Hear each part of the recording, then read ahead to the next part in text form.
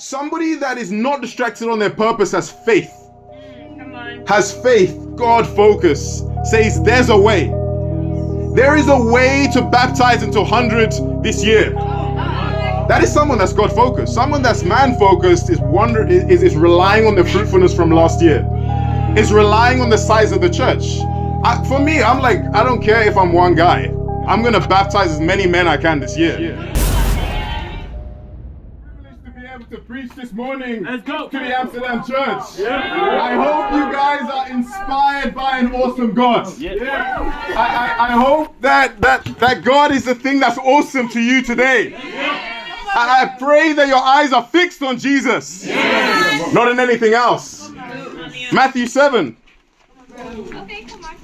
It says in Matthew 7 verse 13, enter through the narrow gate.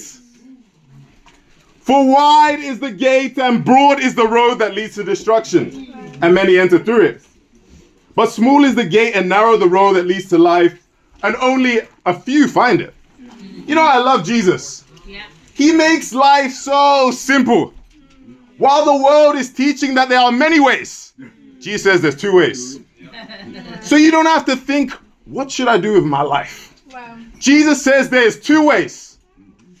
There is one that leads to life, and there's one that leads to death.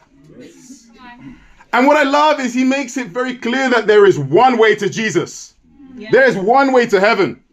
There's one way to life. Not many ways. Society will tell you there's many ways. You got Burger King. It says, have it your way. You know, H&M says, I love H&M, it's a Swedish company, so. It says, your style, your way. Emirates Airlines says, your world, your way. Many people have many ways. And you know what I find interesting? In Proverbs 14 verse 12, it says, there is a way that seems right to a man, but its end is the way of death. And you may take a turn in life that seems right, but actually only leads to a stubborn end. To seem actually means give the impression of being. We think that we're going the right way. I don't know if we have any, of course we do, people that drive cars, where we initially go on a turn and we think, yeah man, I'm going the right way. And a 200-kilometer journey turns into a 250-kilometer journey because you went the wrong way. In 2009, in the news in the US, at 1:30 p.m., a woman took on the highway and went the wrong direction. She was, well, from what I've understood, she was high on something, drinking something. Everybody in the whole car died, collided with a car, SUV, just from taking the wrong way. And so we can see taking the wrong way is not just something that is nothing. It costs lives. The direction that you're facing today could ultimately cost you your destiny. Here's the fact. When you're lost taking the wrong direction, people die. What prevents people from getting lost? A map. Come on. Directions. Definitely. I love the Bible because it's very clear. You know, of course, we have somebody that was lost today and is now going to be found. So the Bible takes us from being a state of being lost to being found. Come on, bro. The title of the sermon today is The Right Direction. And let me be real, one of the things that I've noticed in many years of being disciple, the biggest thing that gets people from going in the right direction is distractions. Distractions. What are you distracted by? What had distracted you from coming on time to church this morning? What distracted you at work this week that helped you from giving your whole heart? Campus, you name it. Fill in the gaps. In Hebrews 12:2, it says for us to fix our eyes on Jesus. There's many things trying to fix our eyes. There's billboards. There's coffee shops. There's the red light districts. There's social media. There's that brother. There's that sister. What's distracting you? What's pulling your attention? Distract means to draw away in Greek. It means to be drawn away, to be driven about mentally. It comes from the Greek word peri, which means concerning and speao, and actually comes from the term when you draw a sword out. So you're being drawn out by something you're concerned about. So what's pulling you from the right direction? What pulls us from the right direction? Distractions will take you from sharing on a blitz on campus into a heated debate with an unopened spiritualist monk that doesn't care about Jesus at all, and you end up getting preached to. Distractions will take you from I'm leaving at 9 a.m. to leaving at 9:05 and missing your train. 99% of people that are late is because they're distracted. There's a lack of a plan. Distractions, dare I say, will make you an atheist. Point number 1. Choked out. Choked out. If you guys go to Luke 8, I hope you guys are not distracted by anything. Cost lives. Luke 8 in verse 14. Jesus powerfully says, the seed that fell among thorns stands for those who hear, but as they go on their way, they are choked by life's worries, riches and pleasures, and they do not mature. But the seed on good soil stands for those with a noble and good heart, who hear the word, retain it, and by persevering, produce a crop. The chokehold is a move that's actually performed in martial arts. What it does is it cuts off oxygen from a vein that travels from the heart to the brain so that you end up falling asleep. It's one of the most efficient, quickest ways to subdue a grown man, right? The military do it, police do it, etc. And I believe the devil also knows the quickest way to subdue a church. Wow. In 1 Corinthians 12, it says it basically says that Jesus is, we are the body and Jesus is the head. The quickest way to get the head separated from the body, the church from Christ, is to choke them out. It's to get people distracted by the worries of life.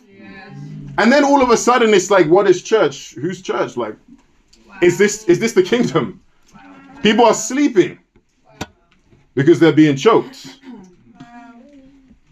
Come on, bro. Life can get you into the biggest chokehold. And it's the biggest reasons young, zealous disciples that have just been baptized start slowly fading away. There's something that's choking them. There's some type of thorn that's in their life. There's something. Reach the end. And you have to identify these thorns, otherwise it will choke you out. Come on, bro. Come on, bro. Come on.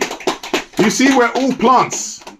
And there's potential thorns everywhere. Yeah. I like to look at life as almost a harvest field. Because thorns are deceptive. Thorns are supposed to protect plants. It's supposed to protect herbivores that come and eat the plant. But in trying to protect, it actually chokes out the plant. And so a worried disciple cares so much about their world, they start looking for thorns to protect them. They end up choking themselves out. Protecting yourself doesn't help you grow as a disciple. Jesus does. Wow. Come on. Come on, bro. People are distracted by things that seem so important, but ultimately diverts us from God's purpose. Distracted by a glamorous career. I don't know, singles. You know, is your career helping you grow in Christ, or is it distracting you? Is it helping, as song said, give more to the kingdom or give more to Satan? Distracted by persecution. Honestly, I've been persecuted. If you look at a lot of persecution, it's foolish. Sometimes these people don't even know the names. Yeah. They're like that Sharon McKean. It's like, who is that? It's like people just pull up any names. You have a lot of stuff on the internet. Yeah. Don't waste your time on the internet. Stop going on Google. What are these articles? You don't know their life. You don't know the sin that they're in. You don't know what they're doing behind doors. These are just keyboard warriors that just get on there and just type a bunch of nonsense. You know, come to disciples, come to a church service, hear the word of God preached, get to know us. Yes. Distracted by persecution. One of the biggest things people are distracted by is time. Time can make you think you have more of it. You don't even know if you have the next 10 seconds. Wow. Don't get distracted by a good thing. Time can be the biggest distractions. Anyway, fill in the gap. why are people, so the point is, why are people unfruitful and immature? Distractions. Why are you unfruitful? There's something distracting you. Why are you still immature? Why are you slow to grow? There's something that's distracting you. Come on now. Wow. There's something that's distracting you. Come on, bro. Wow. So, talking about thorns, religiosity can be a thorn. Right. Numbers can be a thorn. Yeah. Your job can actually be a thorn. Your arm can be a thorn. Your diet can be a thorn. You can literally be a thorn. You can be the thing that's choking yourself out. And the reason I'm getting on in this topic is because some of us are way too distracted. I see it. And I've probably told you, you're slowly becoming choked. Slowly coming choked. Some of you are tired from work. Welcome to the club. And you went, okay, you're an intern, this is what you do. Look, go on the Good News Network. I've seen Indian disciples with family, a wife, after work, 8 p.m. going to share their faith, coming home 9, 10 o'clock. I mean, this is what a disciple is. Come on, man. There's things that are distracting us from being disciples. Tired from work, too sick. Yes, your eating is undisciplined, you're distracted. Some of us are too prideful. You're getting the same advice every single D time. The same advice every D time. You've heard someone where to grow in. They've told you exactly what you should need to grow in. Who you should date. To read the Prideful Soul's Guide on Humility. And yet now you're reading a completely other book about something else. And you do not need that. Otherwise you'd be advised on it. Preach it. So the very good things in your life can be the distractions. Come on. And scientifically speaking, in a chokehold, your brain cells start dying within minutes of low oxygen. You start dying.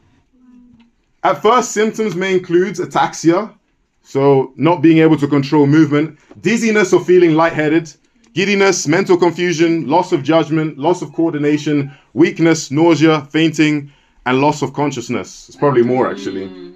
So stuff doesn't just happen. The way you are today is because of things over time. There's symptoms of being choked. You see it over time. It's not like one day you just fall away. One day you just fall asleep. There's things that you've been doing for months and months and haven't changed. So are you being choked today, church? By what? It's usually the first thing that comes into your head. That's probably what it is. Exactly, that's what it is. If not, what is a big threat that's in your life that could actually choke you out? And you know, if I'm just to be vulnerable, I'm the biggest choke to my whole life. I nitpick at myself and at things in the world, and negative attitude is my choke. And I'm in a constant battle. What it says, if you guys turn to 2 Corinthians, let's look at how to, in a sense, choke back what is choking us. Okay. Come on. Come on, bro.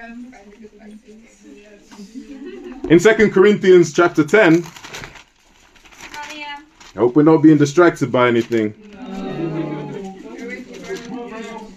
2 Corinthians 10, it says in verse 5, we demolish arguments and every pretension that sets itself up against the knowledge of God. And we take captive every thought to make it obedience to Christ. You see, the Bible says to take captive your thoughts. It means to overcome, to quieten, bring under control, overpower, and subdue, or which could imply to choke. Amen. You see, so actually, you should be doing the choking. You should be doing the subduing. Man, life is going to try and choke you. But if you just stay there, nothing is going to change. You need to be taking those thoughts under captive. You need to be taking these persecutions, everything, and setting it under control. I don't know if you guys believe it. I see some of you are very distracted by many things. You know, but you got to put those thoughts under control or they'll control you. And so, and even this is another thing. Don't compare each other's thorns. You know, it's like Why is he able to be a rich disciple, but I'm not? Because you're very money driven. And God knows if he gave you a lot of money, you would run off into the distance. And that would be your thorn. So don't compare thorns. You'll be choked by money. Stop asking why can they be a rich disciple. Distractions ultimately divert us from the right direction. And so what we need to do is get focused on the task that we should be doing. Not wasting time. So 2025, is it going to be a distracted year? Or is it going to be a focused year? We're in the 4th week of the year. Are you focused? Are you growing? Growth is a sign of a lack of thorns. Wow. If there is no growth in the 4th week of the year, there's probably something distracting you. Point number 2. Come on, Leo. Let's go to 1 Samuel 14. Point number 2 is distracted on your purpose. Come on, bro. That's great. Awesome, Liam. Preach the word, brother. Come on. Says in verse 23, verse 1. Come on,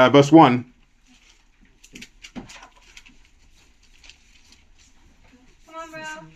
Come on, Damian.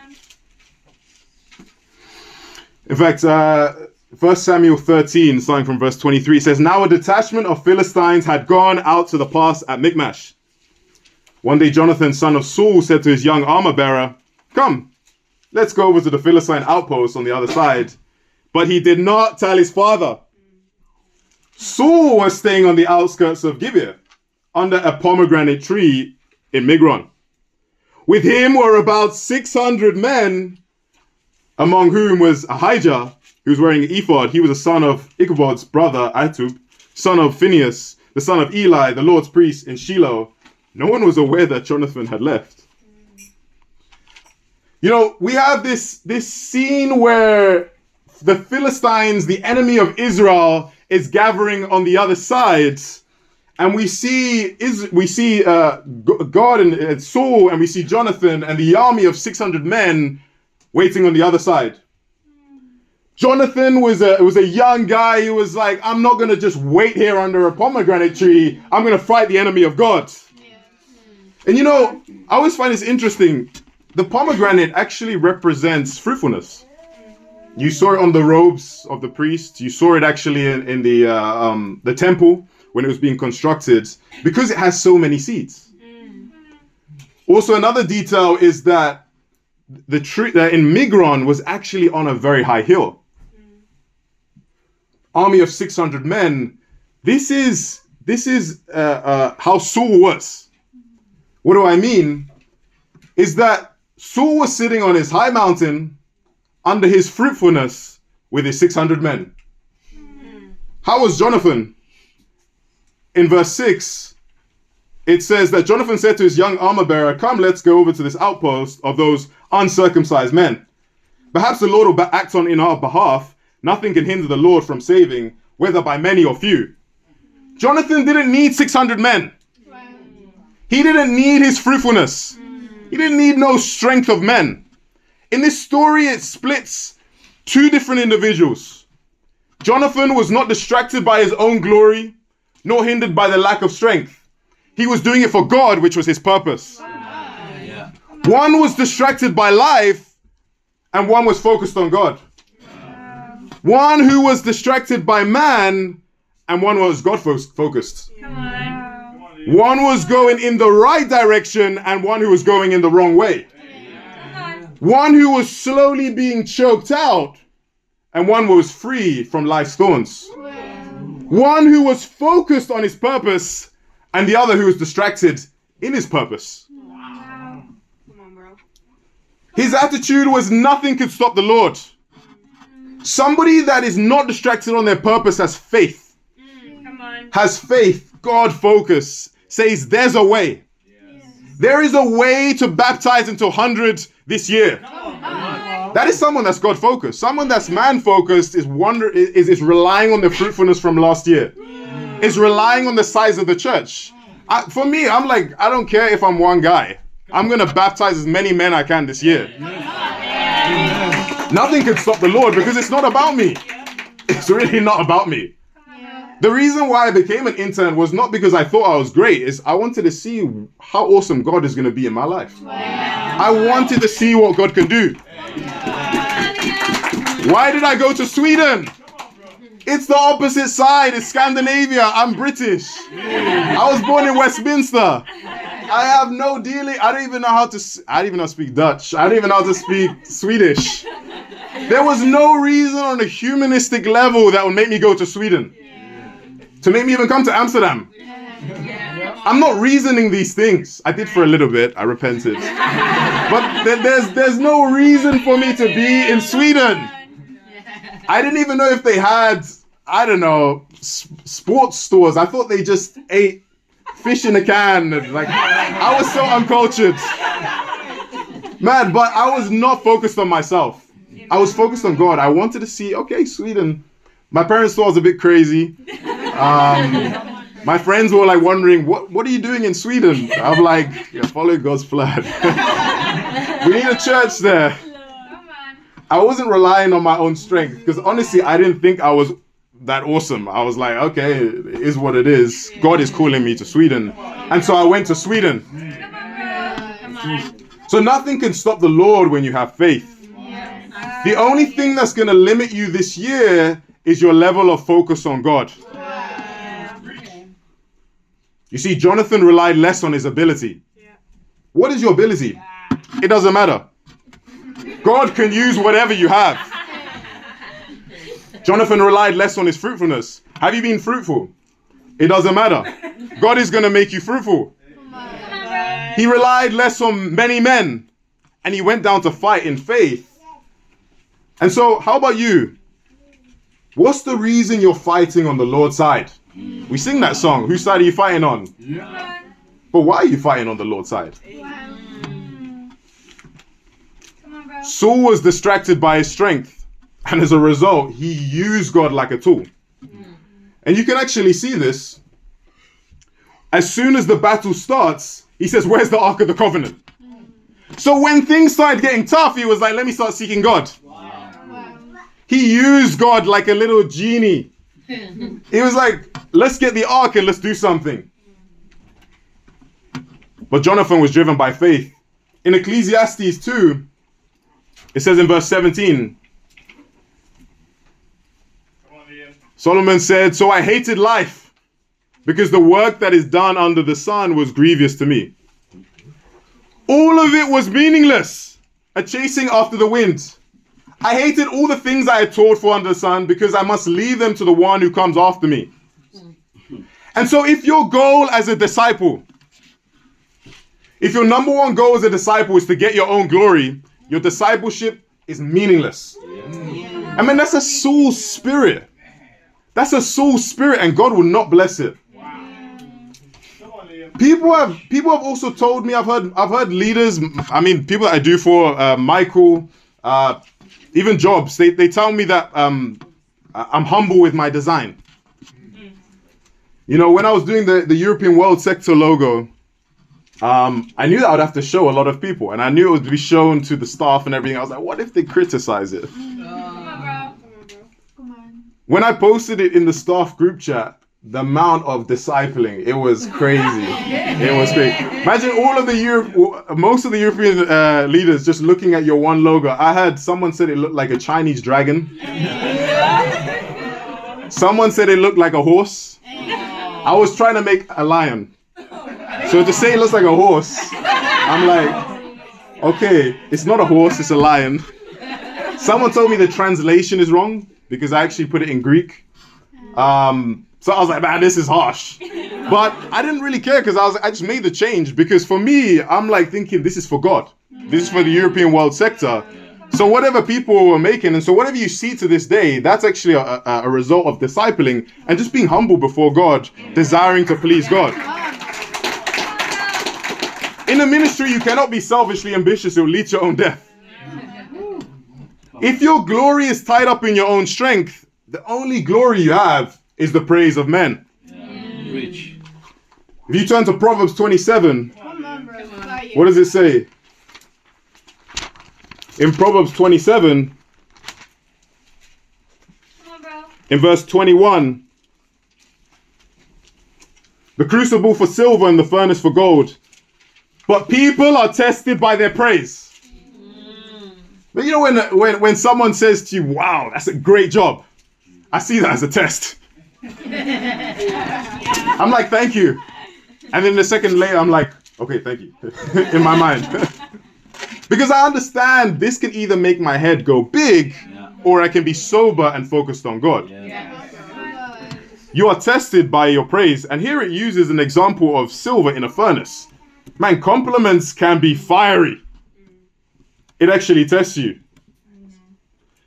And so if Frank hates my flyer, tells me to start again, the audio is bad, the photos are bad, the sermon doesn't crank, I don't go, I've been studying this for 10 years. What do you know about art? This takes time, but you don't understand me. Man, I'm doing this for God. I'll just do it again. Because if Frank doesn't like it, God doesn't like it. And so I'm not inspired by my own glory. I'm inspired by God.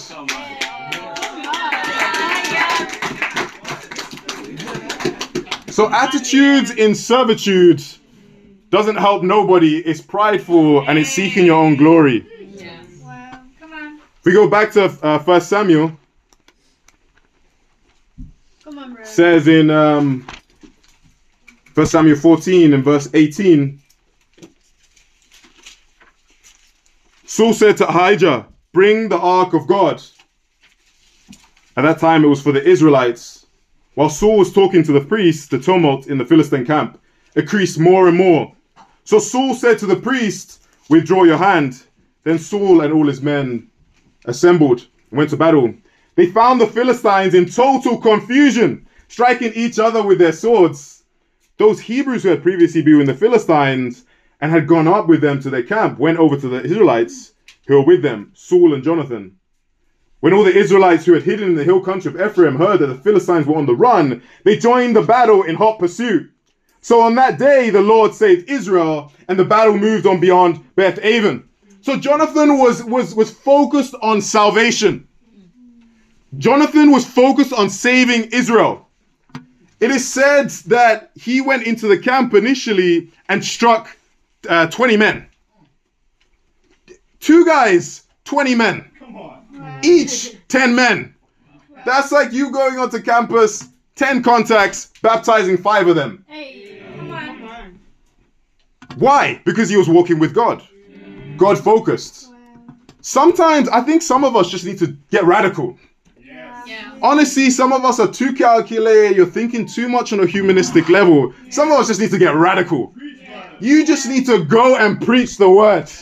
You need to get in 50 Bible studies in a week. Just something like ridiculous. Just be radical. Whatever is stopping you from growing, you just need to go after it. Some of us are not radical enough. I've seen it. There needs to be more of a radical heart in the church. Because it's not about you. It's about God. God can only do something with someone. Faith makes you radical. You do things radical. Yeah. And it's about walking with God.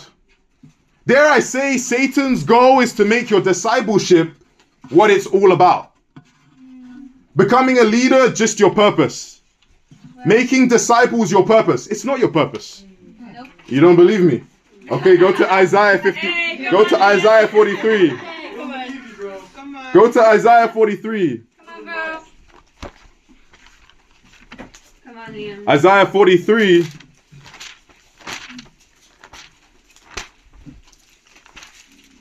Hopefully this gets the selfish ambition out the heart. Come on, bro. Isaiah 43 verse 7.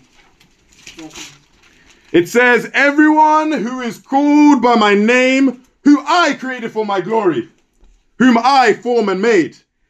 The Bible says that God created you for his glory. Yeah. If your focus is not God's glory, you will not make a disciple. Wow. You will not be fruitful. You'll be in the same position you are now in December this year. Wow. If it's anything else but God's glory. Now, if glorifying God is your focus, then you will make disciples. Yeah. If it is your focus, then you will be fruitful. If that's your focus, you will become a leader. Saul's focus was not glorifying God. Saul's focus was his strength, was his fruitfulness, is the fact that he was on high, and we can tell it was a high place because he was able to see all the battle after everyone was, after the Philistines were getting scattered. Come on, bro. And so some of us cannot have a Saul spirit. I mean, all of us cannot have a Saul spirit. What is a Saul spirit? You look at the leaders and think you can do a better job. Oh, okay. I don't like his leadership. My discipler, maybe I can have a different one. Wow. I study the Bible in my own way. I don't like the first principles. Wow. That's a Saul spirit. That's a personal glory spirit. It'll take you out. It'll end up making you fall away. So really, what's distracting you on your purpose this week, church? What is the thing that's not helping you to glorify God, which is your purpose? I'm telling you, if glorifying God is not on your purpose, you will not go in the right direction. And so, guys, this is a sermon that I actually wrote as an inspiration of what God has been teaching me. Come on. Keep it real. I don't want to see people get choked out, Yeah. because I was slowly being choked out.